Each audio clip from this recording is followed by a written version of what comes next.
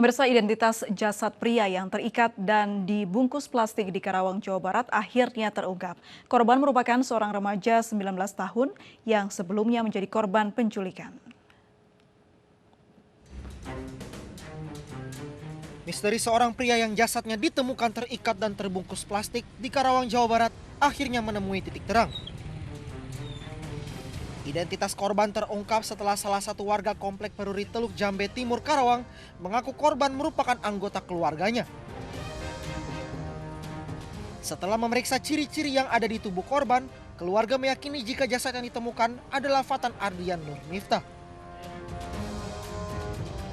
Menurut keluarga, pemuda berusia 19 tahun itu sebelumnya menjadi korban penculikan.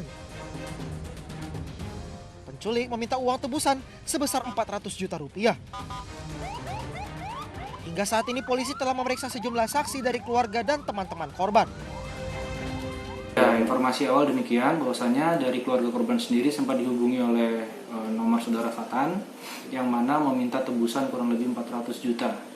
Sampai sekarang pelaku masih dalam pengejaran. Mohon doa dan informasi dari rekan-rekan sekalian. Apabila ada informasi sekecil apapun mohon disampaikan ke kami untuk mempermudah kami dalam melakukan pengejaran. Sebelumnya jasad Fatan Ardian Nur Miftah ditemukan pada Rabu kemarin oleh dua warga yang sedang lari pagi di pinggir jalan. Saat ditemukan, jasad dalam kondisi terikat dan terbungkus kantong plastik merah. Dari Karawang, Jawa Barat, Muhammad Fahrudin, iNews melaporkan. Aksi duel antara korban dan begal di kawasan Mijen, Semarang, Jawa Tengah terekam kamera pengawas. Berbekal rekaman kamera pengawas, polisi menangkap kedua pelaku begal dan penadah barang curian.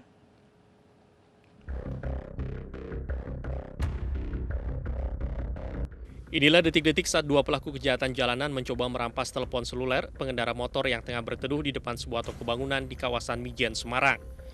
Dalam rekaman CCTV terlihat salah satu pelaku menghampiri korban. Aksi pelaku dengan menodongkan pistol korek api mendapat perlawanan dari korban.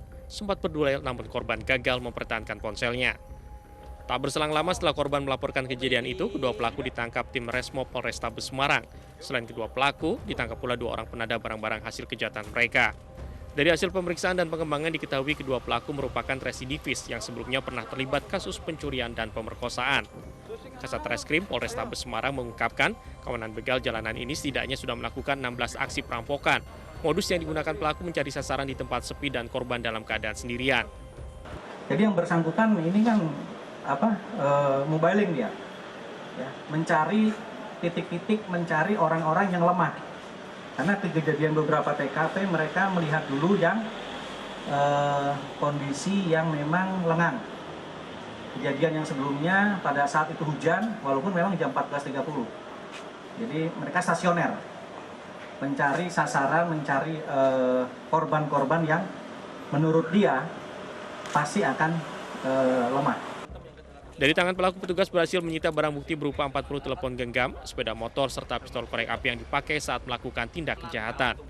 Pelaku dijerat dengan pasal 365 KUHP tentang perampokan dengan ancaman hukuman 12 tahun penjara. Sementara para penadah barang hasil kejahatan dijerat dengan pasal 480 KUHP dengan ancaman hukuman 4 tahun penjara.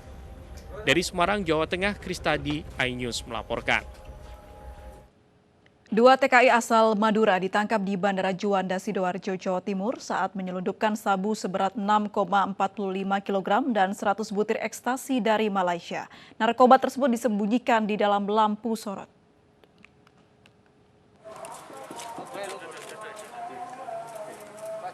Untuk mengelabui petugas, sabu seberat 6,45 kg dan 100 butir ekstasi disembunyikan dalam lampu yang biasa digunakan nelayan. Tetapi narkoba terdeteksi dari pemeriksaan dengan sinar X-ray. Kedua pelaku TKI asal Madura ditangkap di Terminal Kedatangan Internasional Bandara Juanda, Sidoarjo. Keduanya, Rizal warga Sampang dan Holil warga Pamekasan, menyelundupkan narkoba dari Malaysia. Terhadap barang bawaannya, baru kita lakukan pemeriksaan. Di pada saat di X-ray, rekan-rekan di lapangan menemukan curigaan terhadap barang yang dibawa tadi. Dari image X-ray ada barang yang aneh disimpan di dalam tabung lampu sorot tersebut. Polisi masih menyelidiki dua kurir ini dengan dugaan mereka terkait dalam perdagangan narkoba internasional. Keduanya bakal dijerat dengan Undang-Undang Narkotika dan terancam hukuman seumur hidup atau hukuman mati. Dari Sidoarjo, Jawa Timur, Yoyo Agusta, iNews melaporkan. Tersangka kasus pelanggaran protokol kesehatan Muhammad Rizik Sihab dipindahkan ke ruang tahanan Barreskrim Mabes Polri. Kami kembali usai jeda berikut ini.